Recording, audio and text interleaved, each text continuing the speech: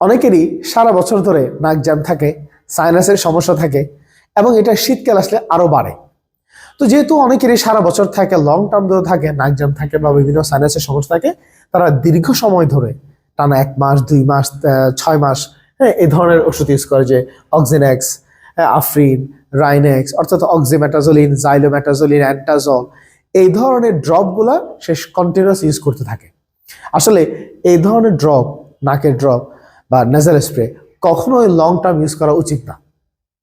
কারণ হচ্ছে আপনি যে কারণে এই জিনিসটা ইউজ করতেছেন এটা ওই কারণটাকে আরো বাড়া দিতে পারে। যেমন তাহলে একটানা এই ধরনের ড্রপ ইউজ করে কি কি সমস্যা? প্রথম সমস্যা, নাকের যে ওয়ালটা যেটা আছে আমাদের, নাকের ওয়ালটা শুকায় যেতে পারে। শুকায় যাওয়ার কারণে এখানে বিভিন্ন ধরনের ইরিটেশন, অর্থাৎ আপনি বাতাস যেটা নেবেন, এই বাতাসটা নিলে আপনি উল্টো আরো ব্যথা পাবেন। এবং একটা সমস্যা হচ্ছে এই ড্রপটা যেটা করে সেটা হচ্ছে সে নাকটাকে আরো বেশি করে কি করে দেয়, আরো নাকটাকে আরো বেশি করে জ্যাম করে দেয়। অর্থাৎ প্রথমে একবার নাকটাকে ওপেন করবে, মানে বাতাসটা ফ্রি করবে, বাট আবার দেখা যাচ্ছে যে আবার নিজে থেকে নাকটাকে কি করে দিচ্ছে, জ্যাম করে দিচ্ছে। কারণ হচ্ছে এই ড্রপগুলা আমরা বলি ভ্যাসোকনস্ট্রিক্টর, অর্থাৎ আমাদের যে রক্তনালিকা আছে, রক্তনালিকাগুলোকে ব্লক করে দেয়।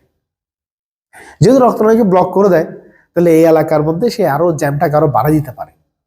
এবং এটার কারণে দীর্ঘ সময় পর দেখা যায় তাদের মাথা ব্যথা করে, কন্টিনিউয়াস মাথা ব্যথা। দেখা যাচ্ছে নাকটা ফ্রি হলেও কন্টিনিউয়াস কি থাকতেছে, মাথা ব্যথা, চোখের পেছনে ব্যথা। তাহলে এই ড্রপের কারণে একটা সমস্যা যেটা হয় সেটা হচ্ছে অ্যালার্জি, লোকাল অ্যালার্জি।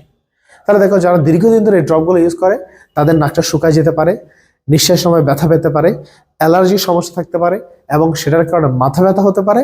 এবং অনেক সময় আমাদের যে ইন্টারনাল যে রক্তনালিকাগুলো আছে এগুলো মানে সংকুচিত হয়ে ব্লাড প্রেশারের সমস্যা হয়ে যেতে পারে। তো এই ওষুধগুলো কেউ দীর্ঘ সময় ইউজ না করে কিছুটা গ্যাপ দিয়ে দিয়ে ইউজ করা ভালো। মানে এক সপ্তাহ, একটা নর্মালি এটা 1 সপ্তাহ ইউজ করতে পারবেন আপনি একটা না। আপনি যদি 1 সপ্তাহ ইউজ করার পরে যদি সমস্যা না যায় তাহলে আপনি গরম ভাপ নিবেন, অথবা এই ওষুধটা 3-4 দিন 5-6 দিন একটু স্টপ রেখে এরপর আবার শুরু করবেন, অর্থাৎ মাঝখানে গ্যাপ দিয়ে দিয়ে শুরু করবেন। এইভাবে হলে আপনারা একটা কি পাবেন, একটা প্রতিকার পাবেন। তবে কখনোই এই ধরনের ড্রপ সারা বছর বা একটানা ইউজ করবেন না। ধন্যবাদ সবাইকে।